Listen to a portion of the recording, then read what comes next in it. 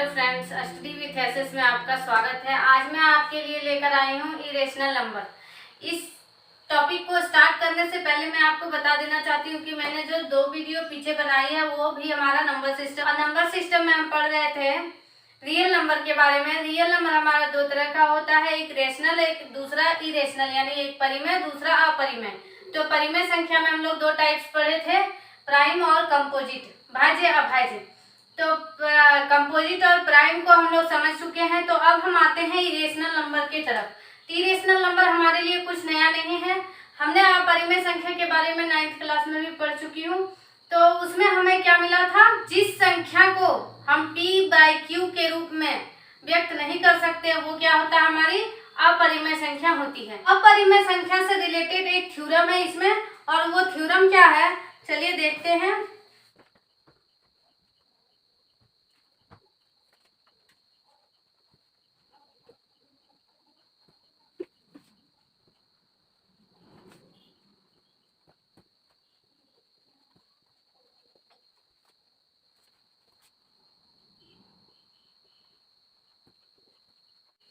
तो हमारा थ्योरम है क्या कि मान लीजिए p एक अभाज्य संख्या है, p क्या है, एक प्राइम नंबर है। यदि p a² को विभाजित करती है, p किसको कर रही है, a² को विभाजित करती है, तो p a को भी विभाजित करेगी, जहां पर a क्या है, एक धनात्मक पूर्णांक है, पॉजिटिव इंटीजर है। ठीक है, तो अब हम लोग समझने का प्रयास करेंगे कि कहना क्या चाह रहा है ये थ्योरम। तो हम लोग देखते हैं, कह रहा है कि p एक अभाज्य संख्या, हम कोई भी एक अभाज्य संख्या लेते हैं। ठीक है, कोई भी एक अभाज्य संख्या 2, 3 या 5 या 7। तो कह रहा है कि यदि p a² यानी किसी का संख्या का एक स्क्वायर लेते हैं, तो हम ऐसा नहीं है बेवकूफी करेंगे कि हमको 2 से भाग देना है, विभाजित करना है, तो हम 3 का स्क्वायर लेंगे, ऐसा नहीं है। कह रहा है कि अगर p a² को विभाजित करेगा तो p a को भी करेगा, तो हम 4 का स्क्वायर लेते हैं। तो 4 का स्क्वायर कितना हुआ, अब देखिए ये 4 का स्क्वायर है हमारा, तो 2 अगर 16 को विभाजित कर रहा है, 2 अगर 16 को यानी p a² को विभाजित कर रहा है, तो p 4 को भी कर रहा है कि नहीं, यानी जो यहाँ हमारा कर रहा है तो p a को भी विभाजित करेगी। तो देखिए 2 जो है वो 4 को भी विभाजित कर रहा है। उसी प्रकार अगर हम यहाँ पर 6 का स्क्वायर 36 लेते हैं, तो 6 का ये स्क्वायर है। ठीक है, किसका स्क्वायर है, 6 का स्क्वायर। अब 3 से हम देख रहे हैं 36 हमारा डिवाइड हो जा रहा है 12 बार में, तो क्या हमारा 3 जो ये है 6 हमारा p² यानी p क्या है हमारा यहाँ पे 6, क्या 3 हमारा 6 को विभाजित कर रहा है, तो वो ऑब्वियसली कर रहा है। इसी प्रकार जितने भी आप एग्जाम्पल लेना चाहे तो इस तरह से आपको लेना होगा। अब इस थ्योरम के अकॉर्डिंग एक और थ्योरम पढ़ना है हमें, क्या है वो हमारा, सिद्ध कीजिए √2 एक अपरिमेय संख्या है। यानी सिद्ध करना है कि √2 जो है वो एक अपरिमेय संख्या। तो अपरिमेय सिद्ध करने के लिए हमको क्या लेकर चलना है, परिमेय, यानी कि माना √2 एक परिमेय संख्या है। ठीक है, हम परिमेय संख्या लेकर चलते हैं √2 को, और जैसे ही परिमेय संख्या लेकर हम चलेंगे हमें क्या करना है, √2 = p/q। √2 हम क्या ले लिए, p/q, जहां p तथा q सहअभाज्य है। सहअभाज्य का अर्थ होता है कि p और q में कोई भी उभयनिष्ठ गुणनखंड नहीं है एक के अतिरिक्त, अर्थात p तथा q में एक के अतिरिक्त कोई उभयनिष्ठ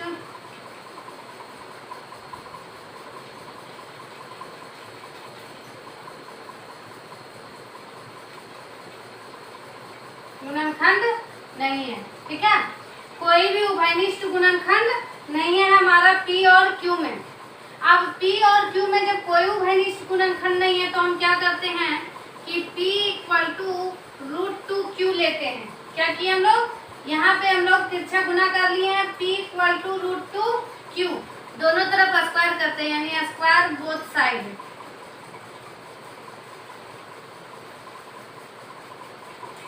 ठीक है, दोनों और स्क्वायर करने पर हमें क्या मिलता है, P square equal to 2Q square. अब 2Q स्क्वायर से हमें क्या समझ में आ रहा है कि ये जो 2 है वो P को भाग दे सकता है, यानी कि हमें Q निकालने के लिए वो क्या कर रहा है, P को 2 से भाग दे रहा है। अब यहाँ हम देखते हैं कि P square equal to 2Q square दिख रहा है, यानी कि 2 जो है वो हमारा P स्क्वायर को विभाजित कर सकता है। तो हम लिखेंगे चूंकि 2 P स्क्वायर को विभाजित करता है, यानी कि 2 हमारा P स्क्वायर को विभाजित कर रहा है। तो हम लोग थ्योरम के अकॉर्डिंग क्या पढ़े हैं, प्रमेय समय को इसलिए नहीं मिटाई हूँ ताकि यहाँ के अकॉर्डिंग आपको समझा सकूं क्वेश्चन में। ठीक है, तो हमारा क्या कर रहा था कि P A स्क्वायर को विभाजित करती है, यानी 2 P स्क्वायर को विभाजित कर रही है। ठीक है, अगर आपको इससे नहीं समझ में आ रहा तो आप एक P के जगह पे जब हम लोग यहाँ पे P बाई Q लिए हैं तो हम लोग वहाँ पर क्या ले सकते हैं, A बाई B। अगर हम A बाई B लेकर चलते हैं तो चलिए उसके अकॉर्डिंग ज़्यादा अच्छे से समझ में आएगा।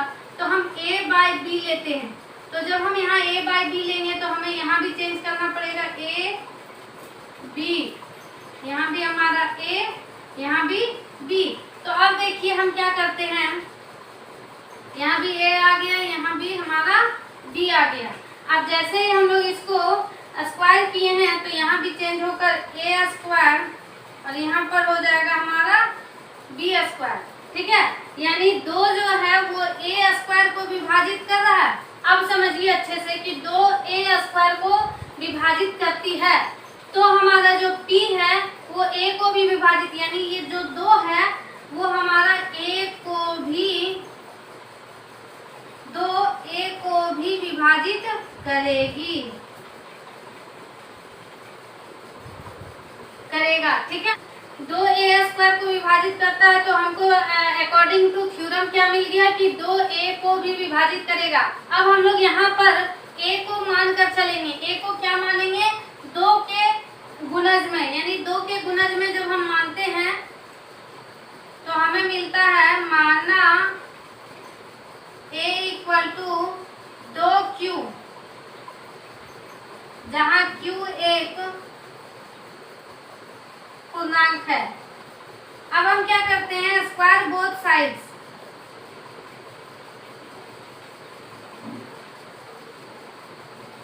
हम जैसे ही इन दोनों को स्क्वायर करेंगे तो हमें क्या मिलेगा, A स्क्वायर बराबर 4Q स्क्वायर। अब हम देखते हैं कि यहाँ जो हमारा इक्वेशन आया है A square equal to 4Q square, इससे पहले भी हमारा एक इक्वेशन आया था A square equal to 2B square. तो यानी हम लोग इसको इक्वेशन 1 ले लेते हैं और इसको इक्वेशन 2 ले लेते हैं।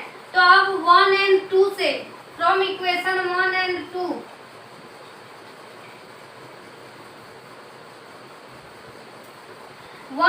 से हम लोग को क्या मिल रहा है, A square equal to 2B square, यानी 2B स्क्वायर बराबर A square equal to 4Q square. तो हम ले लिए यहाँ पे 4Q स्क्वायर। अब हम देख रहे हैं क्या, 2 से ये 4 कट रहा है, यानी 2, तो B स्क्वायर बराबर 2Q स्क्वायर। अब इससे हमको क्या समझ में आ रहा है कि 2 जो है वो B स्क्वायर को विभाजित कर रहा है, यानी B स्क्वायर हमारा 2 के गुणज में आया है, तो 2 जो है वो B स्क्वायर को, तो चूंकि 2 B स्क्वायर को विभाजित करता है, यानी प्रमेय से हम लोग को क्या मिल चुका, प्रमेय के अकॉर्डिंग हम लोग अभी जस्ट पढ़े हैं ना कि P A स्क्वायर को विभाजित करती है तो P A को भी, उसी तरह अगर 2 B स्क्वायर को विभाजित करता है तो 2 B को भी करेगा, तो 2 B को भी विभाजित करता है। ठीक है, यानी अब हम लोग देख रहे हैं क्या मिला हमारा यहाँ, B का एक गुणनखंड 2 मिल रहा है और A का भी गुणनखंड 2, यानी हमें क्या समझ में आया कि एक के अतिरिक्त, जो हम लोग यहाँ पे माने थे कि एक के अतिरिक्त कोई और उभयनिष्ठ गुणनखंड नहीं है, उसको ये प्रूफ कर रहा है कि b और a का जो है एक और उभयनिष्ठ गुणनखंड है और वो 2 है। तो हम लोग क्या लिखेंगे कि a तथा b का एक अन्य उभयनिष्ठ गुणनखंड 2 है जो कि विरोधाभास प्रतीत होता है।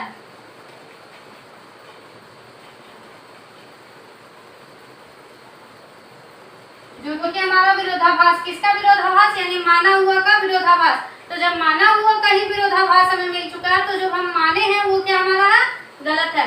अतः √2 एक अपरिमेय संख्या है। ठीक है, यानी ये हमारा हो गया प्रूव्ड की √2 एक अपरिमेय संख्या। अब जैसा कि हम जानते हैं कि √2 को हम लोग अपरिमेय सिद्ध कर चुके हैं, तो ऐसे ही हमें और भी क्वेश्चन मिल सकते हैं। और आपका जो 10th क्लास का बुक है उसमें दिया भी है क्वेश्चन कि √3 को अपरिमेय सिद्ध कीजिए, √5 को अपरिमेय सिद्ध कीजिए। ऐसे ही आप √7 को भी कर सकते हैं। लेकिन आपको इसके अलावे भी और क्वेश्चन मिलता है जो आपको एग्जाम में पूछता है, और मैं पहले ही बता चुकी हूँ कि ये जो क्वेश्चन है आपका वो पूरी 3 मार्क्स का है। तो इसे आप अच्छे से रिवाइज कर लें। और मैं इसी से रिलेटेड जो एक और तरह के क्वेश्चन है वो मैं आपको बता देती हूँ, और वो क्या है। और इसी से रिलेटेड जो क्वेश्चन आपसे पूछा जाएगा वो आपको एग्जाम्पल 10 में मिलेगा। 5 - √3 को अपरिमेय सिद्ध करने के लिए कहा जाएगा। एक्सरसाइज 1.3 का क्वेश्चन नंबर 2 में दिया है 3 + 2 √5। एक में √5 दिया है जो कि मैं बता चुकी हूँ, और 2 में दिया है 3 + 2 √5। 3 में दिया है आपका 3 क्वेश्चन है, क्या क्या है, 1/√2, 7 √5 और 6 + √2। तो आपको ऐसे ही क्वेश्चन सॉल्व करने के लिए कहा जाएगा कि अपरिमेय है। तो मैं आपको उस टाइप का एक क्वेश्चन समझा देती हूँ जो आपको प्लस माइनस गुना या भाग में दिया हुआ है। उस क्वेश्चन को समझने के लिए आपको क्या करना होगा, इस पूरे प्रोसेस को याद रखनी। ये तीनों चारों डिजिट जो है उसमें इन्वॉल्व रहेगा, √2, √3, √5, √7। तो हमें फिर से इस चीज को सॉल्व करना पड़ेगा, इसको प्रूफ करना पड़ेगा कि √2 एक अपरिमेय है। यानी ये पार्ट जो हमारा क्वेश्चन का है वो हमारा नेसेसरी है। ठीक है, ये जो अभी मैं आपको क्वेश्चन समझाई हूँ वो आपके लिए नेसेसरी, यानी आपको वो बनाना ही बनाना है। अगर आपका जोड़ घटाव गुना भाग किसी में भी दे तो आप इसको कम से कम 5 से 6 बार रिवाइज कर ले, ताकि आपके जहन में ये बैठ जाए कि क्वेश्चन को कैसे बनाना है। क्योंकि ये लैंग्वेज बेसिस है ना, तो थोड़ा बच्चे को समझने में भी टाइम लगता है और याद भी रखना मुश्किल होता है। तो आप अगर रिवीजन करते हो तो आपके लिए ये बेटर होगा। तो चलिए मैं उस टाइप की क्वेश्चन ले लेती हूँ, और उस टाइप का क्वेश्चन हमारा है 3 + 2 √5। सिद्ध कीजिए कि 3 + 2 √5 एक अपरिमेय संख्या है। ठीक है, इसे सॉल्व करना है। तो सबसे पहले अगर अपरिमेय तो हम इसको फिर से मान के चलेंगे कि ये एक परिमेय संख्या है। तो माना 3 + 2 √5, माना 3 + 2 √5 एक परिमेय संख्या है। परिमेय संख्या है। अगर ये परिमेय संख्या है तो हम लोग फिर से इसको 3 + 2 √5 = a/b लेंगे। और जैसा कि लैंग्वेज में मैं पहले ही लिख चुकी थी कि a और b सहअभाज्य है, और a तथा b का कोई अतिरिक्त गुणनखंड नहीं है। तो वो सब भी आपको लिख लेना है। और लिखने के बाद दोबारा जब आप √5 को सिद्ध करने के लिए जाओगे तब आपको नहीं लिखना है। तब आप a/b लेने के बजाय आप p/q ले सकते हो, r/s ले सकते हो, कुछ भी ले सकते हो, लेकिन a/b मत लीजिएगा क्योंकि फिर कंफ्यूजन होगा कहाँ a कहाँ b। तो 3 + 2 √5 को क्या करेंगे हम लोग, √5 को रखना है, बाकी सबको उधर ले जाना है। तो 2 √5 = a/b - 3 को जो गुना में है उसको ले जाएंगे भाग में। तो √5 = 1/2 × a/b - 3। अब हम देख रहे हैं कि हमें जो सिद्ध करने के लिए कहा गया है क्वेश्चन में √3, √5, √7 क्या वो हमें मिल चुका। तो इसी प्रकार से जैसे हम √2 को अपरिमेय सिद्ध किए थे, जितना स्टेप करके उसी तरह से आपको √5 को सिद्ध कर लेना है। और जैसे ही आपको मिलेगा कि अतः √5 एक अपरिमेय संख्या है, आपको आपको 9th क्लास में पढ़ाया जा चुका है कि अगर एक परिमेय संख्या और एक अपरिमेय संख्या हो, तो देखिए यहाँ पे आप अगर क्वेश्चन पे आते हैं दोबारा, तो 3 हमारा परिमेय है, 2 हमारा परिमेय, √5 अपरिमेय। तो हमसे पढ़ाया गया था 9th क्लास में कि एक परिमेय संख्या और एक अपरिमेय संख्या का गुणनफल अपरिमेय होता है। एक अपरिमेय, जब ये अपरिमेय है तो फिर से एक अपरिमेय संख्या और एक परिमेय संख्या का जोड़ जो होता है योगफल, वो भी अपरिमेय होता है। तो हम डायरेक्ट लिख देंगे कि 3 + 2 √5 एक अपरिमेय संख्या है। तो फ्रेंड्स, अगर आपको ये वीडियो अच्छी लगी हो तो इसे लाइक शेयर करें और हमारे चैनल को सब्सक्राइब कर लें। अगर आपने अभी तक बेल आइकन को नहीं दबाया तो सब्सक्राइब बटन के बगल में आपको बेल का आइकन दिखेगा, जिसमें आप ऑल को सेलेक्ट कर लें, ताकि आने वाली हमारी हर एक वीडियो की नोटिफिकेशन आपको इंस्टेंट प्राप्त हो सके। धन्यवाद।